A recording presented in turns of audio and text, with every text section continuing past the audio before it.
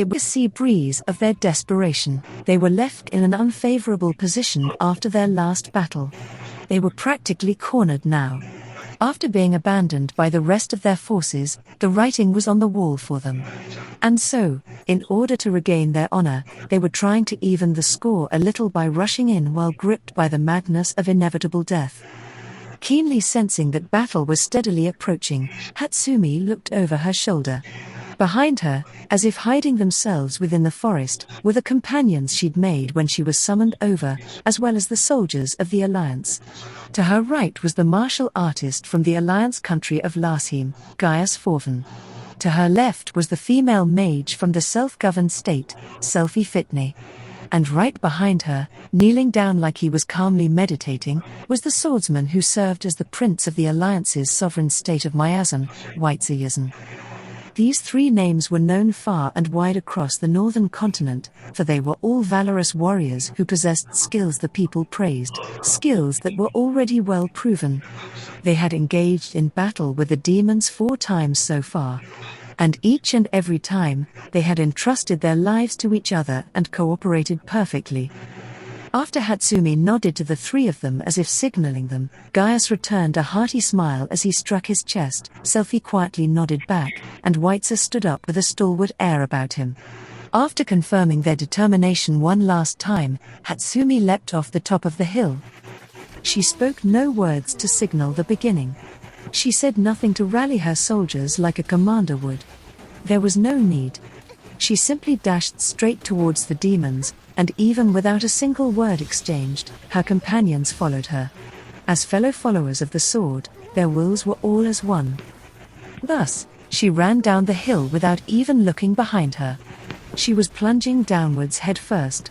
The steeply inclined slope that would normally make anyone uneasy to run along was a mere trifle before her body, blessed by the divine protection from the hero summoning. Darting forward at a tremendous speed, she blazed down the hillside.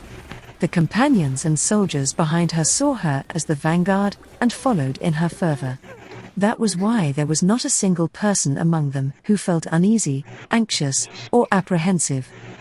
While maintaining her speed, she came down at the demon army spread out over the wastelands and cut right into the center of their formation. Taking a surprise assault from an unexpected direction, their reaction was delayed and chaotic. Kuchiba Hatsumi drew her sword. The weapon in her right hand was something she'd received from a dwarven blacksmith. Made of the materials of legends, it was a rare beauty forged with techniques of fancy and fantasy, an ushigatana. It was a long, mithril sword with a blade nigh 120 centimeters long. With Hatsumi's talent in wielding the silver luster of the blade, the demons before her were just like thin sheets of paper. Whether iron or flesh, anything that stood against her was so swiftly and cleanly split in two that it left no grease or blood on her blade. She just had to swing it. By moving her body, her sword and arm were as one. Once she gave herself over to it, there was no way she would ever lose. And swing her sword was exactly what she did in the midst of the panicked demon army. The demon standing before her was cleaved right in two. And then following the flow of the strike, she rotated her body and sent the head of another demon flying. Whitesay and Gaius swooped down on the demons on either side of her. The martial artist's fist and the swordsman's slash annihilated several of them. Soon, after cutting down all the nearby demons and clearing an opening in the Black Sea, they raised a battle cry. Though belated, the unit parted to the left and right. The swordsman cut into the stretched-out flank of the demons. The demons were completely divided. Seeing this happen, magic support came pouring down from the rear. The mage unit commanded by Selfie was dealing the finishing blow to the divided demons just as planned. Before long, the demons, who'd had their formation completely destroyed, were bitterly crushed according to plan by Hatsumi and her troops. When the initial strike went well, all that was left was to follow through. Perhaps because the demons' formation had been destroyed, or perhaps because they weren't exactly team players to begin with, they no longer cooperated as they fought. The demons lashed out with their own strength. Things quickly devolved into a melee, with each demon fighting for themselves. Such grandstanding while fighting would prove to be a fatal mistake. All Hatsumi and her companions had left to do from here was to cut out the source of the infection. Unlike the demons, the heroes' team stood firm like a rock, and it didn't take long for the problem to come to them. A demon whose status was an order of magnitude higher than the others approached Hatsumi. It was the demon general. Holding a sword clad in mana in one hand, it appeared to be a skinny demon swordsman wearing an overcoat. If she remembered correctly, his name was Morhario. Calling himself the Violent Flickering Wind, he'd allegedly beheaded many of the Alliance's soldiers with his sword skills, hero of the Alliance.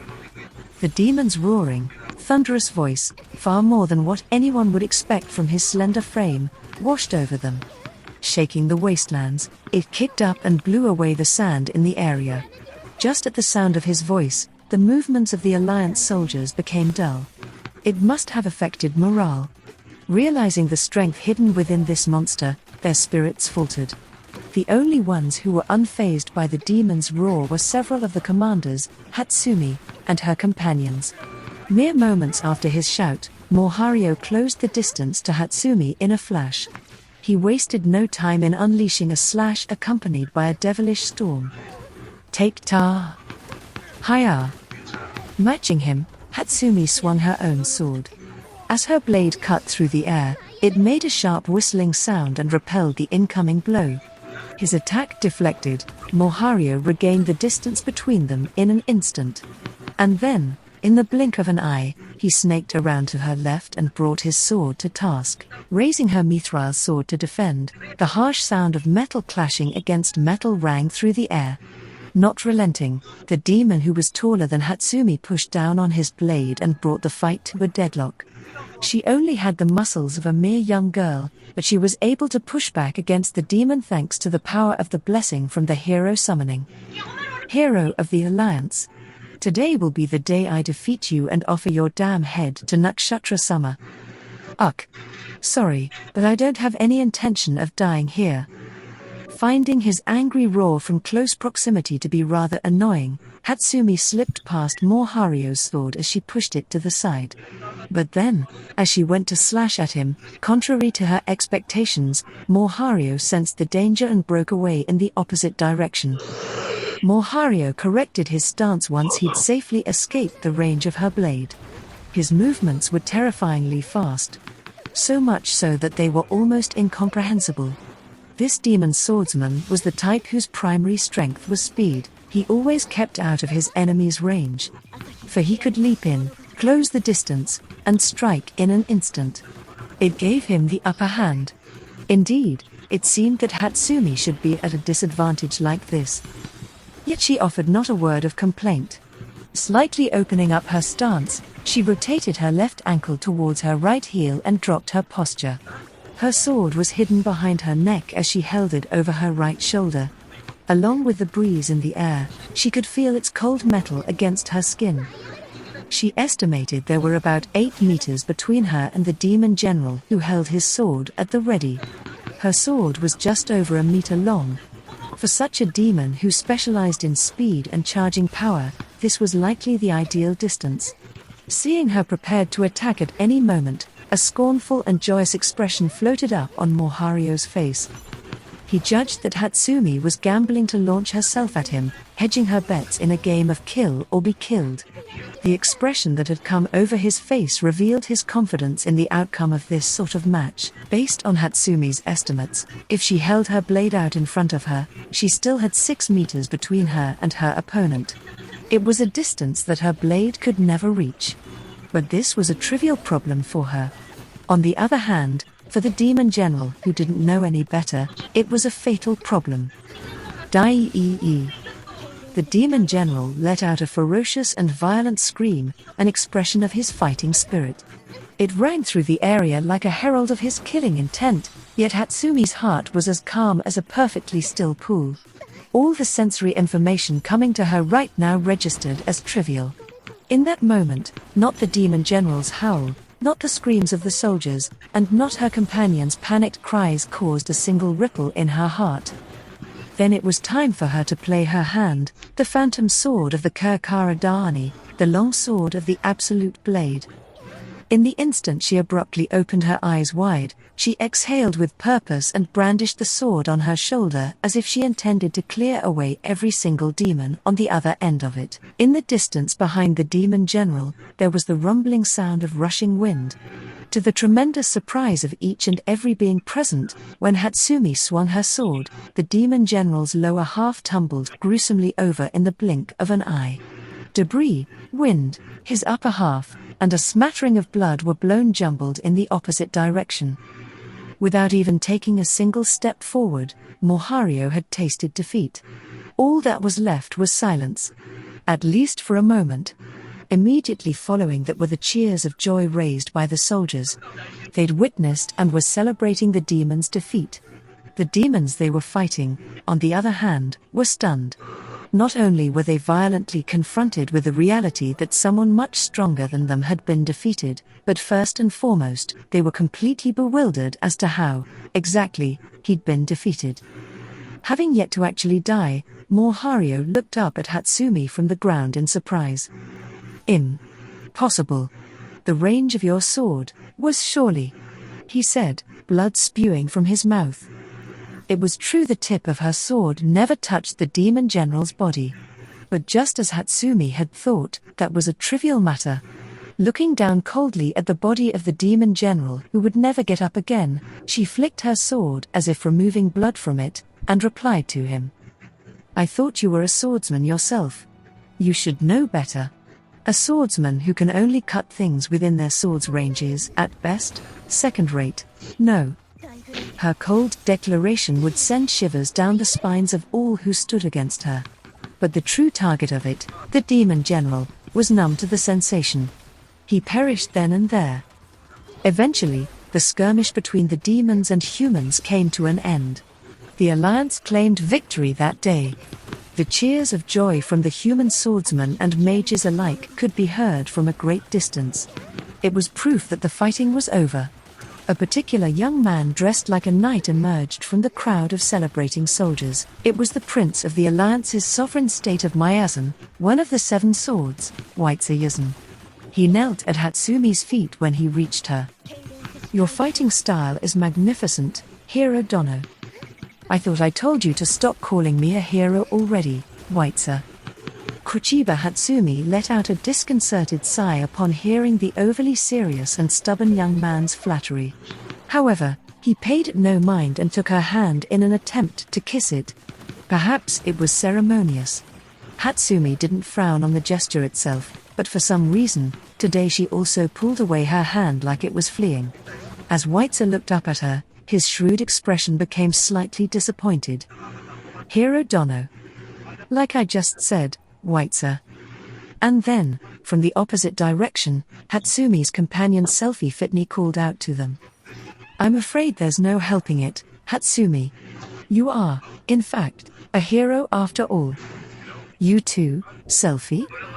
Even if such a thing bothers you, you cannot change the truth. As Selfie drew her conclusion in a taciturn tone, Hatsumi let out a groan. Selfie was wearing a pale green robe with the hood pulled over her eyes. She truly looked like a mage. But from under that hood, stifled laughter was beginning to leak out. Hatsumi then noticed that at some point, a large shadow had appeared behind Wuthering. So you were rejected again today, huh, Prince? An awfully lively and loud voice came pouring down on Wuthering. The one standing behind him who looked the part of the brawny muscle-bound giant of the group, Gaius Forvan. He slapped Wuthering's shoulder with his hand that had an old scar carved into it. Hatsumi thought that even though they were companions, he should hold back a bit when interacting with a prince. But setting that matter aside, it seemed that he'd misinterpreted Wuthering's flattery. Wuthering looked back at Gaius with a sharp gaze and bitterly narrowed his eyes. It's not that I was outright rejected. Oh, from what I've seen, I think that's exactly what's going on, As Gaius tried to play innocent, Wuthering's eyes revealed just a little bit of irritation. It's not like I hate Wuthering, you know. Hatsumi defended him. It's just that I'm not used to being treated that way. It's not that I dislike it, per se. I gotta say, you certainly looked like someone who disliked it. Gaius, will you be quiet? Hero Dono, I behave this way because I genuinely respect you. Both of you, don't go troubling Hatsumi like that. Selphie candidly offered an end to the conversation. However, the two men looked like they still had plenty to say. But with dissatisfied expressions, they nodded and acquiesced. Well, at any rate, good work everyone. Hatsumi changed the subject and voiced her appreciation. She raised her hand to say that no reply was necessary, and her three companions nodded. But it's surprising that there weren't as many as we thought there would be. Hatsumi furrowed her brow as she spoke. It was Selphie who answered her concern. That's because only one of the 3 armies of demons showed up this time. As I suspected, the demon army we defeated just now was nothing but a sacrificial pawn. Right now, there were 3 demon armies assaulting the Alliance. They had just defeated one of them, but there were still 2 remaining armies that were significantly larger than the one they just fought. It's fine, isn't it? Today's fight bodes well. The enemy you defeated just now was a demon general, Hero Dono. Asking for a greater military accomplishment than that would simply be aiming too high. But Hatsumi, leave it at that. If you say any more, then we'll all be left ashamed of what we accomplished before you came along. Yeah. Before you showed up, a single demon army was enough to push back the Alliance army. But as soon as you set foot on the battlefield, not only could we stand up to them, we could drive them back. And today, we crushed one of their 3 armies and killed one of their generals, all because of your power, Hero Dono. What? All because of that? What about the ones I defeated? The fact that we were able to crush the demon army, that we were able to slay the demon general, and that you were able to defeat the other demons, Gaius, is all thanks to Hero Dono. Hearing Weitzer's curt manner of speaking, Gaius's eyes flashed fire. Seeing that this was probably going to turn into another fight, Hatsumi let out a sigh and tried to defuse the situation. Weitzer, we only won because we prepared sufficient forces for the battle. That isn't just all thanks to me, right? Besides, the hard part is yet to come. That's right, isn't it? The only one who spoke up in agreement was Selphie. The demons they defeated this time were led by a demon general who was the type that was confident in his own strength. He wasn't much of a commander, and mostly left his subordinates to their own devices on the battlefield. All in all, that made him a relatively easy opponent to deal with. When Hatsumi first faced him, she was easily able to get the upper hand. But when demonic reinforcements arrived, it brought the situation back to an equilibrium. The general leading the troops who arrived was one who laid out proper plans, which made the fight much harder. If not for that, the Alliance would have reclaimed its territory much sooner. Seeing the pensive look on Hatsumi's face as she reflected on the battle, Weitzer spoke to her as if to say such a thing was unnecessary. As long as you're here, Hero Dono, the likes of a demon army is nothing to fear. Yeah. And don't forget about me. Brimming with confidence, Gaius powerfully struck his chest like he always did. This time, not just Weitzer, but Selphie too rolled their eyes at him. In contrast to her comrades' high spirits, Hatsumi appeared slightly gloomy. Hey, what do you guys think I am? She asked before remembering an important detail. And you can't say a hero, okay? Her 3 companions exchanged glances with each other, and then each gave their reply. The hero part aside, you're an extraordinarily beautiful swordswoman. As for race, saying you're a human would suffice. After Gaius and Selphie gave their answers, Weitzer put his fist to his heart with an extremely serious expression and looked at Hatsumi. You are our princess, Hero Dono. What? Weitzer, that kind of thing is super embarrassing. Oh ho? What's this? It doesn't sound like you hated him saying it, little Princess. Come on, Gaius. Having such embarrassing things said right to her face, Hatsumi's cheeks turned as red as the setting sun. She then immediately hung her head like she was somehow dispirited. That wasn't what she had wanted to hear. Selphie approached and leaned in to look up at her eyes. Eyes that were racked with anxiety. Does not having memories make you anxious after all? Isn't it obvious? I can only remember my name and the way of the sword, you know. There's no way I wouldn't be anxious. The hero summoned by the Alliance, Kuchiba Hatsumi, had no memory of her life before appearing in the Alliance. In other words, she had no recollection of her time before being a hero. In short, she had amnesia. She had no idea what she'd done with her life, or what she wanted to do with it in the future. The only two things that remained with her were her name, Kuchiba Hatsumi, and the sword techniques that she used. The anxiety that produced in her made her feel distant. Far away. Like her feet weren't touching the ground. Gaius then walked up to her and slapped her shoulder in a friendly manner. "We're here for you. Got that?" "Yes. But Hero Dono, if you have no memories, then you can just make some together with us." Weitzer. Yet even with Weitzer's kind words and gentle smile, she could not shake her anxiety. Then, as if to make a public announcement, Gaius cupped both his hands around his mouth. "Ooh, here we go again. Weitzer's corny speech is starting." Weitzer stood behind him and quietly drew his sword from its sheath. After glancing briefly around at her companions who were still in a celebratory mood after their victory, Hatsumi looked up at the sky. She had lost her memories. But every once in a while, she would see something in her dreams that she believed was from her life before she came to this world. The dream was always the same. It was a world full of things that didn't exist here, and the same person was always there. But when she woke up, the dream was always vague. This only fanned her anxiety more. There was something she must never forget, something extremely important. That feeling stabbed at her heart like a buried needle. Chapter 1, To the Sardia's Alliance. There was a clue regarding the hero summoning ritual in the Sardia's Alliance.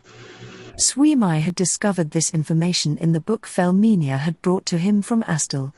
And so, together with Felminia, Lefiel, and Liliana in tow, he departed the capital city of the Nelferian Empire, Philas Philia, and was now on a journey to the northwest of the continent where the Sardia's Alliance was situated. Right now, they were jostling about in what wasn't technically a horse-drawn carriage headed towards the Alliance from the Empire. The beast that pulled it was a creature with large horns and long fur.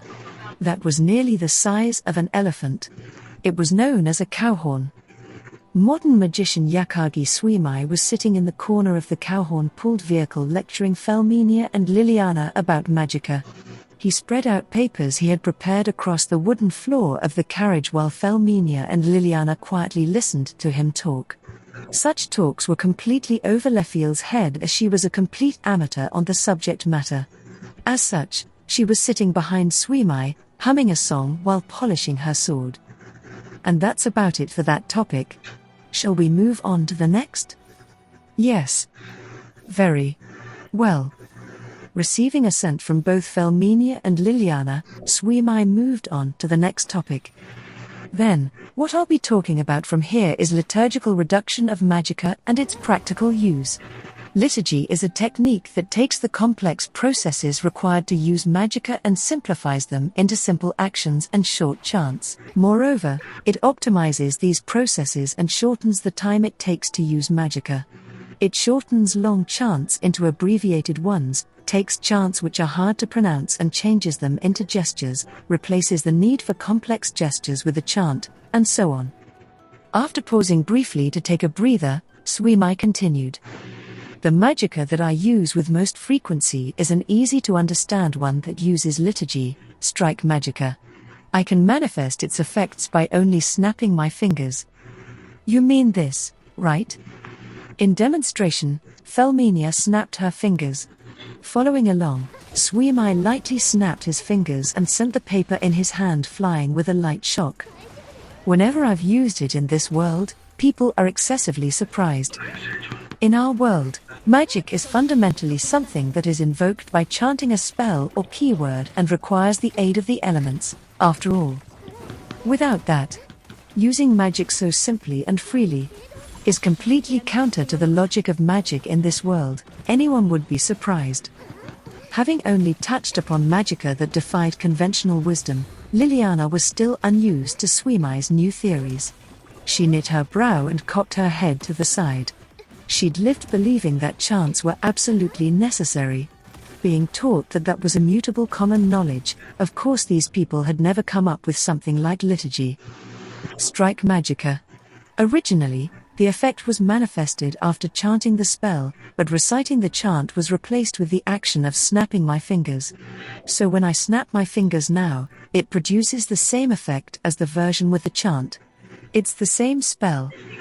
The two girls were hurriedly scribbling down what Suimai was saying. After seeing that they finished writing, Suimai continued his explanation on liturgy. By trimming the fat, reducing the information involved, and simplifying the necessary actions, magicka becomes easier to use. Even in a situation where one is unable to speak or their movements are restricted, you can still use magicka, and this part is quite important, but magicka with many processes can also have its activation time reduced. How do you do that, Suimai? For example, say you have a 5-verse chant to invoke a spell. The time it takes to chant those 5 verses is the time required to invoke the spell.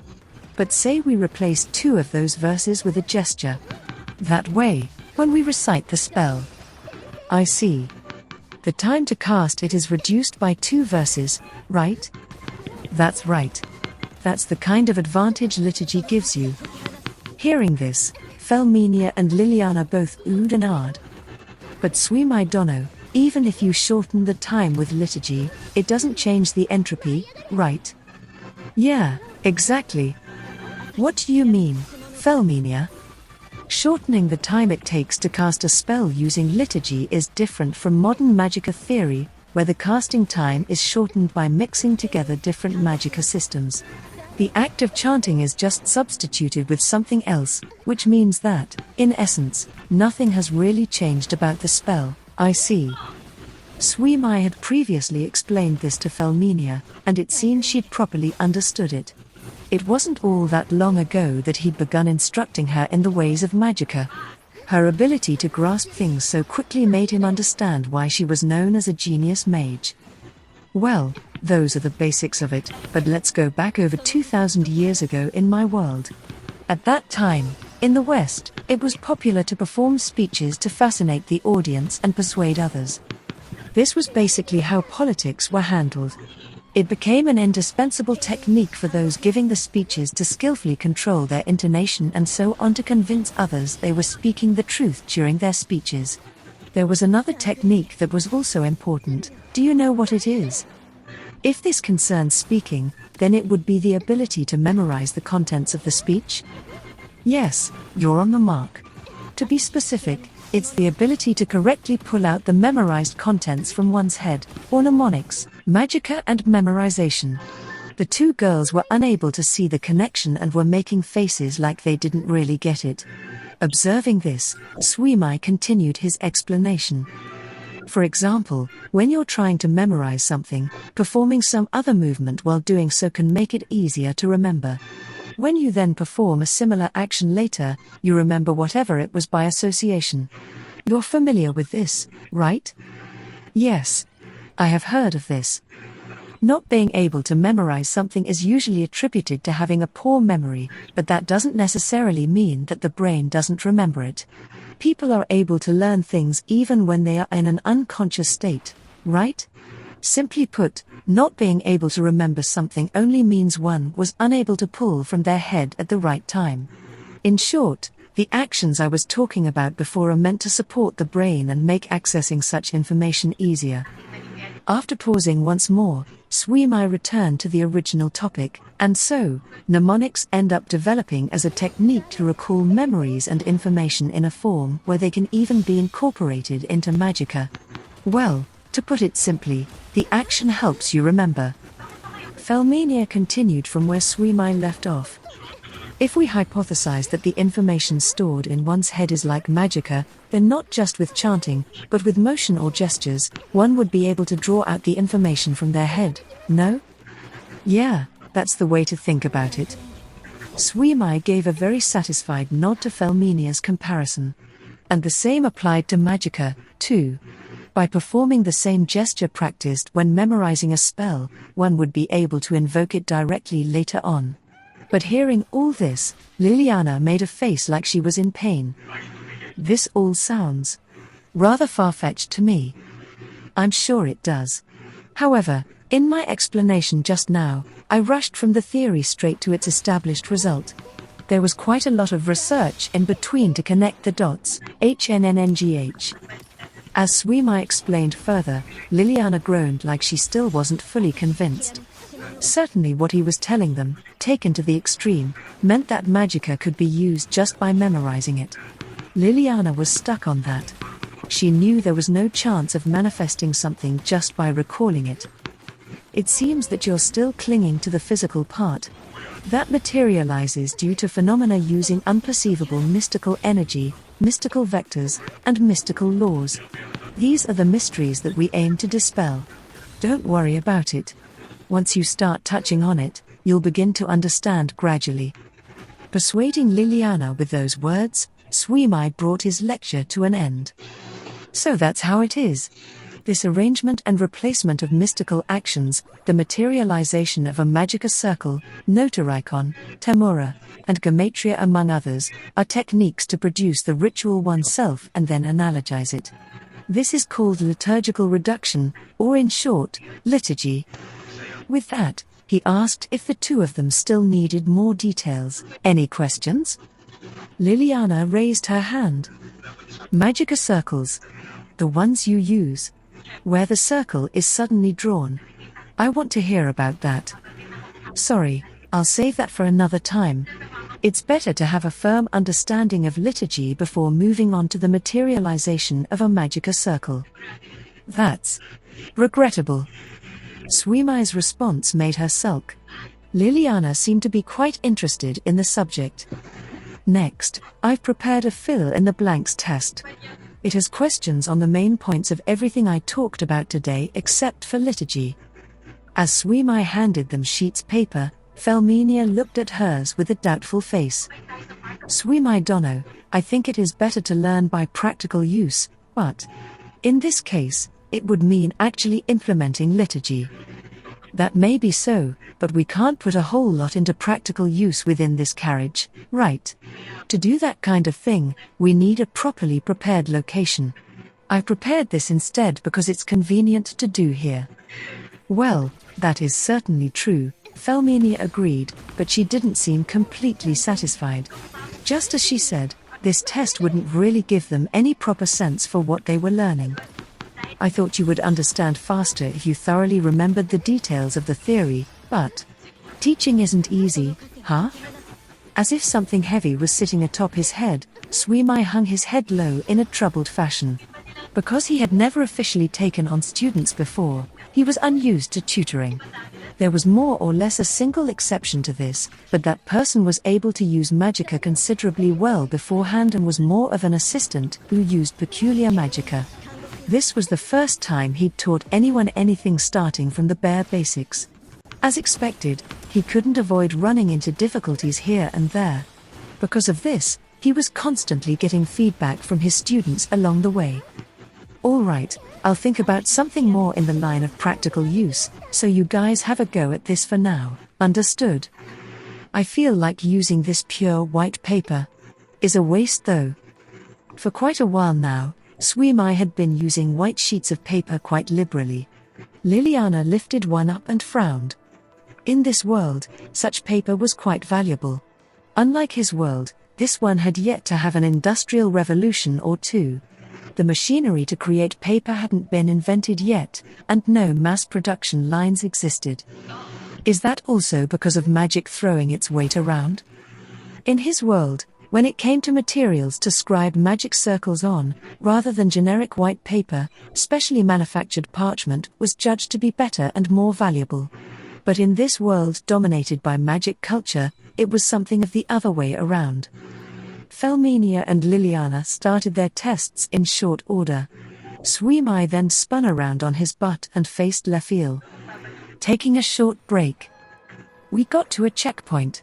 How much longer do you think we'll be traveling by carriage? The fortress on the national border should be coming into sight soon, so it shouldn't be much longer. It's been too long. My ass hurts after sitting on a wooden floor for 3 days. Swimai-kun, that's crass. As Swimai made a sour face, Lefiel put on a smile and flicked him lightly on the forehead. Ow, that smarts. Anyways, even though we're close to the border, why haven't we seen anything resembling a mountain? While rubbing his forehead, Swimai stuck his head out of the carriage and looked towards their destination. Just as he had said, there was no mountain range in the direction they were going. Not even a small hill. In general, most national borders used mountain ranges or other natural markers as boundaries. It was typical to place border fortresses in the valleys that broke up the range. It was a necessity to make it difficult for neighboring countries to invade, but strangely enough, Swimai spied nothing of the sort around. While he basked in the wind and looked about the landscape skeptically, Lefiel flashed a refreshing smile as if to tell him he had nothing to worry about. Beyond here, there is a large fissure in the earth called the Valley which peaks into evil. It serves as the border between the Empire, the Alliance, and the self-governed state. A fissure? In short, it's a deep valley carved in the earth. It's said that it was created when the spirit who formed the counterpart of the goddess's servant Aishakni lost its temper and tore open the earth. I see. Swimai's ears perked up.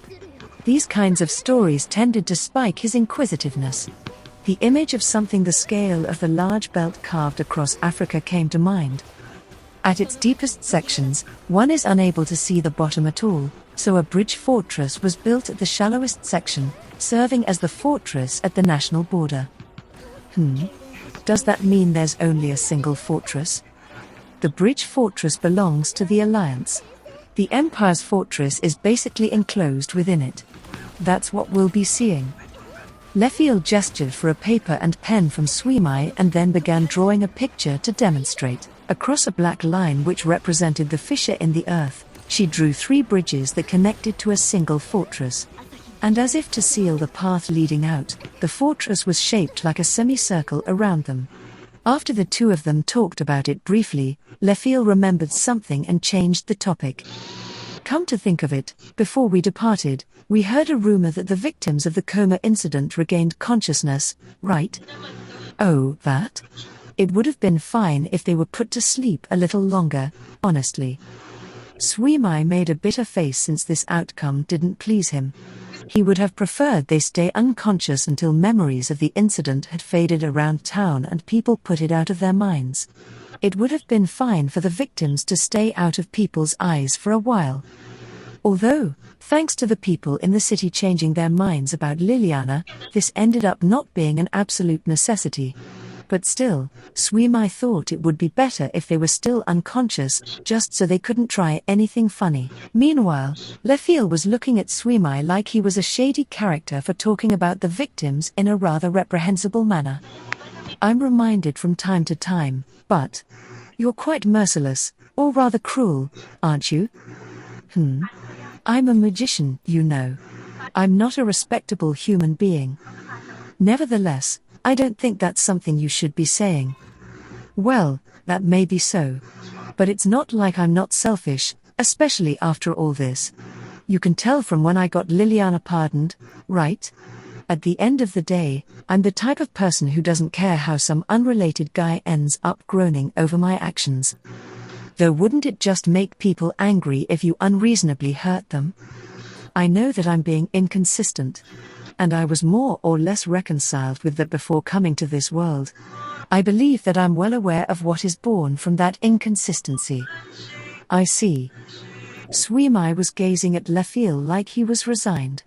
Perhaps having grasped his sentiment, Lefiel questioned him no further. It's about that time I faced a major setback. That thing I touched on lightly after we defeated Rajas. Indeed, I'm quite interested in it. I'd like you to tell me about it next time without fail. I'll have to decline. I don't even want to think about it myself. He. Swimai was quite puzzled to see Lefiel let out a light laugh with a smile. He then moved the conversation back to the original topic and away from talk of his weaknesses that he couldn't possibly continue for his own dignity's sake.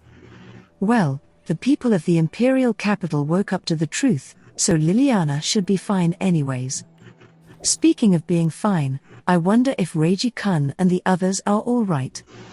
Lefiel casually shifted the conversation towards their absent friends. They were currently planning to stay in the Empire and had parted ways with Suimai when he left, but... Is there something wrong? No, it's just that they did end up raising a commotion in the imperial capital. I just have misgivings that they might be put at a disadvantage because of it. Lefiel's concerns were natural.